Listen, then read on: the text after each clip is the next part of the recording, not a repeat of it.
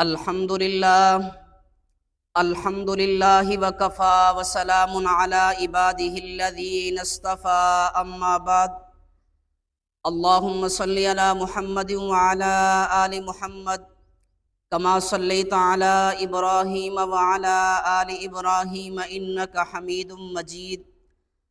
اللہم بارک علی محمد وعلی آل محمد کما بارکت علی ابراہیم وعلی آل ابراہیم انک حمید مجید۔ روافض نے امت مسلمہ سے جدا ہونے، فرقہ بنانے اور سبیل المومنین سے ہٹ کر چلنے کی قسم کھا رکھی ہے، اس لیے اپنا کلمہ بھی الگ بنا لیا جو نہ قرآن میں ہے اور نہ ہی سنت رسول میں، جبکہ حضرت علی المرتضیٰ رضی اللہ عنہ جن کی طرف نسبت کرتے ہوئے شیعان علی یا علی کے ملنگ کہلاتے ہیں، انہوں نے اپنی آخری وصیت میں سنت رسول کی پیروی کا سختی سے حکم فرمایا تھا۔ چنانچہ نہج البلاغہ میں وصیت نمبر 23 کے تحت لکھا ہے کہ جس وقت ابن ملجم خارجی نے آپ پر قاتلانہ حملہ کیا اور آپ نے شہادت سے پہلے کچھ فرمایا تھا، وصیتی لکم اللہ تشرکوا باللہ شیئا ومحمد صلی اللہ علیہ وسلم فلا تضیعوا سنتہ اقیموا ہذین العمودین واوقدوا ہذین المصباحین۔ تم لوگوں کے لیے میری وصیت یہ ہے کہ اللہ تعالیٰ کے ساتھ کسی کو شریک نہ بنانا اور محمد صلی اللہ علیہ وسلم کی سنت کو ضائع مت کرنا۔ میں یہاں پر کہنا چاہوں گا کہ آج یہ فرقہ کھلم کھلا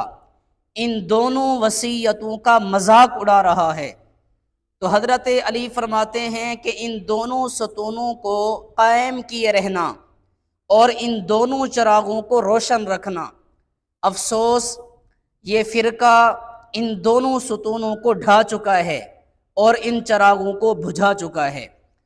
روافض کا خود ساختہ کلمہ علی ولی اللہ وصی رسول اللہ و خلیفتہ بلا فصل، قرآن کریم،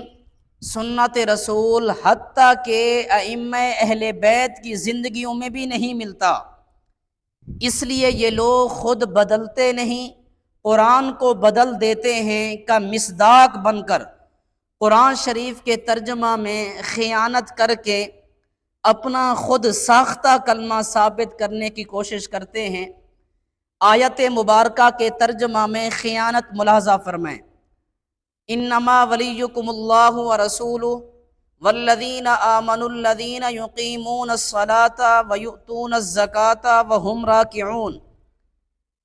پیش کردہ آیت مبارکہ میں 7 الفاظ جمع کے استعمال ہوئے ہیں۔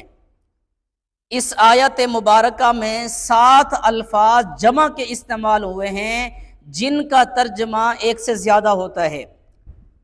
الذین وہ لوگ، آمنو ایمان والے یا مومنین، الذین وہ لوگ، یقیمون قائم کرتے ہیں، یوتون دیتے ہیں، ہم وہ سب، راکعون عاجزی کرنے والے۔ اب صاحب پوسٹ نے جمع کے ان 7 الفاظ کو واحد میں تبدیل کر دیا اور ترجمہ کیا وہ ایک مومن۔ ان 7 الفاظ کو جمع کے ان 7 الفاظ کو واحد میں تبدیل کر دیا اور ترجمہ کیا وہ ایک مومن، حالانکہ درست ترجمہ یوں بنتا ہے کہ سوائے اس کے نہیں تمہارا ولی اللہ ہے اور اس کا رسول ہے اور وہ لوگ ہیں جو ایمان لے، جو نماز قائم کرتے ہیں اور زکوٰۃ دیتے ہیں اور عاجزی کرنے والے ہیں۔ روافض کے مشہور مترجم مقبول احمد دہلوی نے بھی ترجمہ جمع کے الفاظ کے ساتھ کیا ہے۔ آیت مبارکہ میں چونکہ آیت مبارکہ میں علی ولی اللہ کا لفظ موجود نہیں تھا، بلکہ پورے قرآن کریم میں نہیں ہے، اس لیے صاحب پوسٹ نے قرآن شریف کے ترجمہ میں رد و بدل کی کوشش کی، رد و بدل کی ناپاک کوشش کی، جو انتہائی گھٹیا حرکت ہے، اور اس حرکت سے ان کا جرم بھی ڈبل ہو گیا ہے۔ نمبر 1 کلمہ میں تبدیلی، نمبر 2 پھر اس کو ثابت کرنے کے لیے قرآن کریم کے 7 الفاظ کے ترجمہ میں رد و بدل۔ یہاں ایک سوال کا جواب دینا بھی ضروری ہے تاکہ کل کو کوئی مغالطہ نہ دے سکے۔ سوال یہ ہے کہ قرآن کریم میں کئی مقامات ایسے ہیں کہ جہاں جمع کے صیغے سے وحد مراد لیا جاتا ہے، جہاں جمع کے صیغے سے وحد مراد لیا جاتا ہے۔ مثلا اللہ تعالیٰ کی ذات کی طرف منسوب، جیسے آنا ضمیر جمع متکلم سے اللہ سبحانہ کی واحد ذات مراد ہے، تو یہاں جمع کے صیغے سے وحد مراد لینا کیوں درست نہیں؟ تو جواب یہ ہے کہ جمع کا حقیقی معنی ایک سے زیادہ ہوتا ہے، اور جب تک حقیقی معنی مراد لینا متعذر نہ ہو جائے اس وقت تک مجازی معنی مراد لینا درست نہیں ہوتا، مجازی معنی مراد لینا درست نہیں ہوتا۔ وَالتَّفْصِيلُ فِي كُتُبِ الْأُصُولِ۔ اب آنا ضمیر جمع متکلم مال غیر جب اللہ تعالیٰ کی ذات کے لیے استعمال ہوئی، اور یہ بات قطعی طور پر ثابت ہے کہ اللہ تعالیٰ واحد ہے، احد ہے اور لا شریک ہے،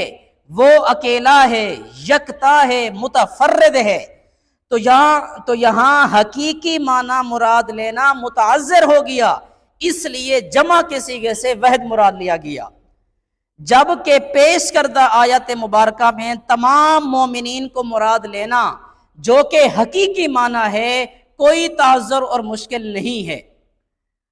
تو اب آیت مبارکہ میں خیانت کرنا، اپنا خود ساختہ کلمہ ثابت کرنے کے لیے ترجمہ میں رد و بدل کرنے کی کوئی اجازت نہیں دی جا سکتی، یہ تبدیلی گوارا نہیں کی جا سکتی۔ ہمارا دعویٰ اب بھی اپنے مقام پر